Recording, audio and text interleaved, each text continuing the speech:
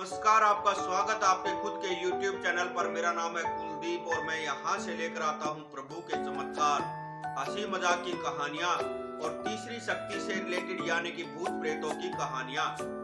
तो आज की कहानी है रोजी की।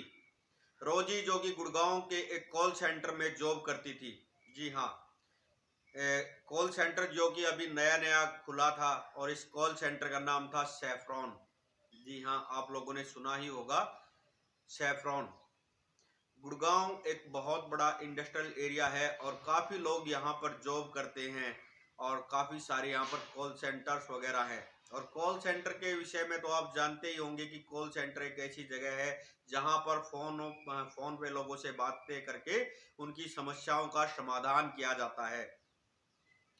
तो रोजी नाम की एक लड़की जो है वो सैफरॉन कॉल सेंटर में जॉब करती थी। और कॉल सेंटर की जॉब ऐसी है जो डे नाइट चलती है। और देखिए, ऐसी कंपनीज में, ऐसे कॉल सेंटर्स में लड़के हों या लड़की, वो अपनी पूरी मेहनत से, पूरी लगन से काम करते हैं ताकि हम एचआर की नज़र में आए कि हम अच्छा काम करते हैं। तो रोजी नाम की जो लड़की इस कॉल सेंटर में जॉब करती थी, ये बहुत ही होनहार, बहुत ही मेहनती थी। और इसने अभी नया नया ज्वाइन किया था और 2-3 महीने में ही इसने काफ़ी मेहनत की। और इसने 2-3 बार, जैसे 3 महीने इसको हुए थे तो तीनों महीने ये best employee of the month का अवार्ड भी जीत चुकी थी। मतलब बहुत अच्छा काम करती थी ये।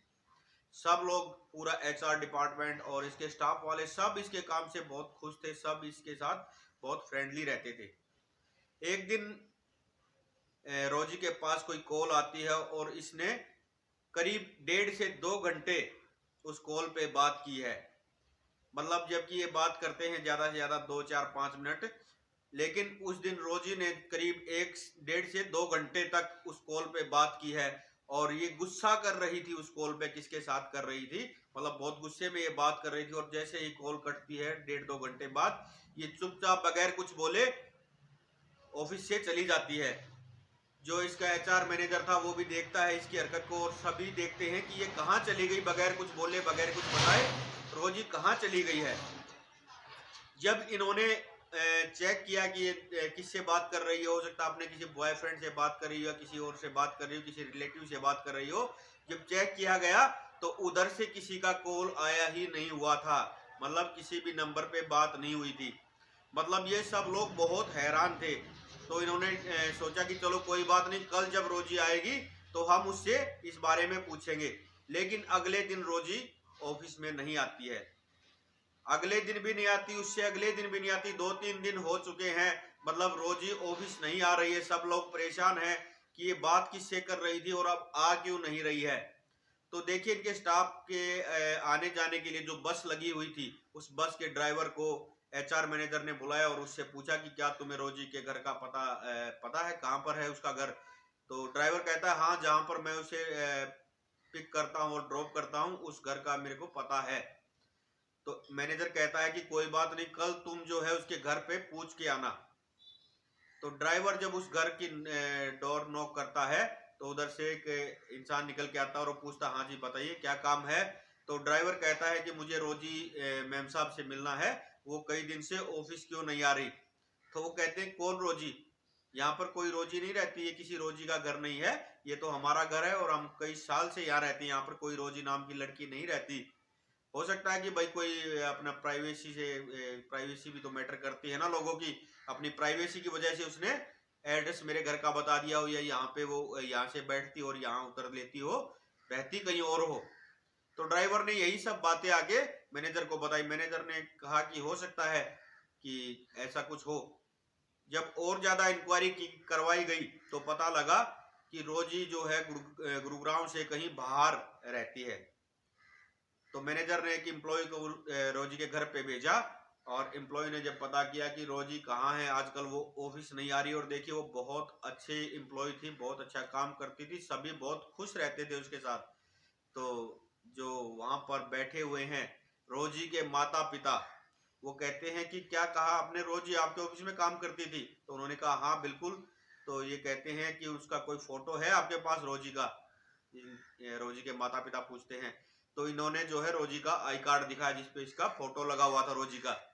तो इसके माता पिता ने थोड़ा सा मुस्कुराते हुए कहा, हाँ ये हमारी बेटी ये है रोजी, लेकिन दीवार की तरफ इशारा करते हुए कहा कि देखो ये भी रोजी ही है।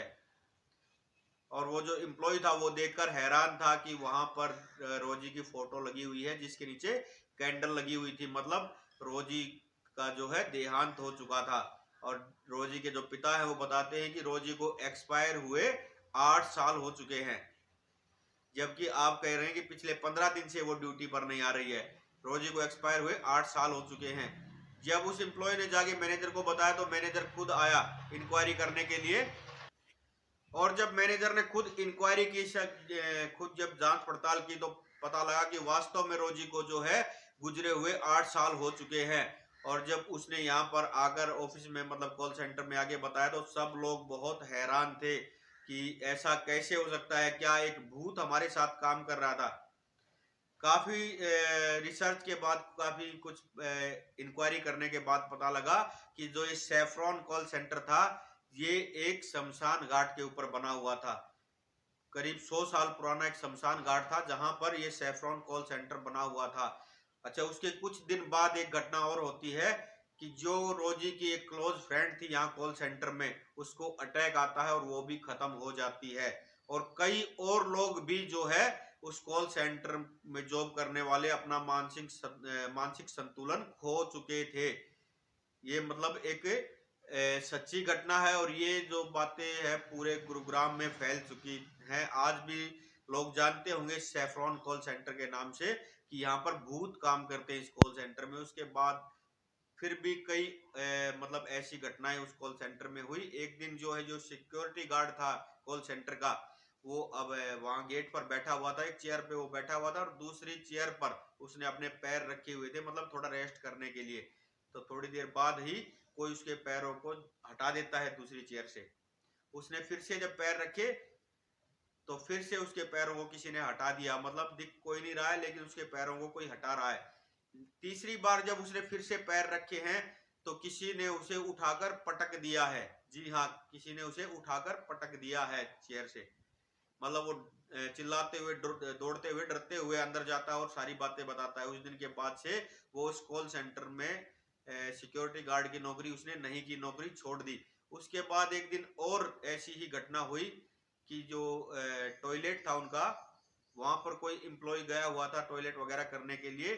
थोड़ी देर जैसे उसको हुई थी अंदर घुसे हुए, थोड़ी देर बाद लेडीज टॉयलेट से किसी की चीखने की आवाज आती है। वो जब एम्प्लॉय बाहर आता है तो देखता है कि एक लेडीज जो है बेसुध सी हालत में टॉयलेट से बाहर निकलती है। वो एम्प्लॉय पूछता है कि क्या हुआ मैडम, आपको कोई समस्या हुई है क्या? तो उसने कहा कि मुझे यहाँ पर अंदर रोजी दिखाई दी, रोजी थी यहाँ पर। मतलब काफी लोगों को रोजी उसके बाद भी दिखाई दी। और आज भी पूरे गुरुग्राम में ये बात प्रचलित है कि सैफरॉन कॉल सेंटर जो था उसमें भूत काम करते थे, लोगों की कॉल जो है भूत अटेंड करते थे। जी हाँ। और दोस्तों ये बिल्कुल एक सच्ची कहानी है और इसके ऊपर एक मूवी भी बन चुकी है। जी हाँ। और रोजी जो है उसके बाद भी काफी लोगों को दिखाई दी, लेकिन रोजी ने कभी किसी को नुकसान नहीं पहुंचाया। हाँ, वो अलग बात है, लोग जान चुके थे कि रोजी अब इस दुनिया में नहीं है, उसे देखकर लोग डर जाते थे। लेकिन रोजी ने अपनी तरफ से किसी को ना डराया, ना किसी का कोई नुकसान किया, मतलब किसी को उसने हानि नहीं पहुंचाई, ना किसी को डराने की उसने कोशिश की। जबकि देखिए एक भूत, इतनी शिद्दत से उसने उस ऑफिस में काम किया कि 3 महीने तक लगातार उसे best employee of the month का अवार्ड मिला। जी हाँ। और देखिए ये जो तीसरी शक्तियां हैं, ये जरूरी नहीं किसी का बुरा ही करे। ये कई बार अपना अस्तित्व दिखाने के लिए कि हाँ हम हैं, हम एग्जिस्ट करते हैं, ये दिखाने के लिए भी मतलब लोगों के सामने आ जाती है। और देखिए ज्यादातर वही सोल्स, वही रूहें जो है भटकती हैं जिनकी अकाल मृत्यु हो जाती है, जो मतलब समय से पहले दुनिया को छोड़कर चले जाते हैं। तो रोजी भी उनमें से एक थी। और ये थी आज की कहानी। उम्मीद करता हूँ आप लोगों को पसंद आई होगी। अगर पसंद आई हो तो लाइक करना, शेयर करना और कमेंट में लिखना जय वीर बालाजी। और अगर इस तरह का अनुभव कभी आपके साथ भी हुआ हो और आप हमारे साथ शेयर करना चाहते हैं तो आप हमें भेज सकते हैं व्हाट्सएप पे, इंस्टा पे, फेसबुक पे या कमेंट सेक्शन में। हम आपकी कहानी भी यहाँ से लेकर आएंगे। और अगर चैनल पर नए हो दोस्तों तो प्लीज सब्सक्राइब कर लेना, मुझे आप लोगों की सपोर्ट की बहुत ज़रूरत है। हर हर महादेव, जय श्री श्याम।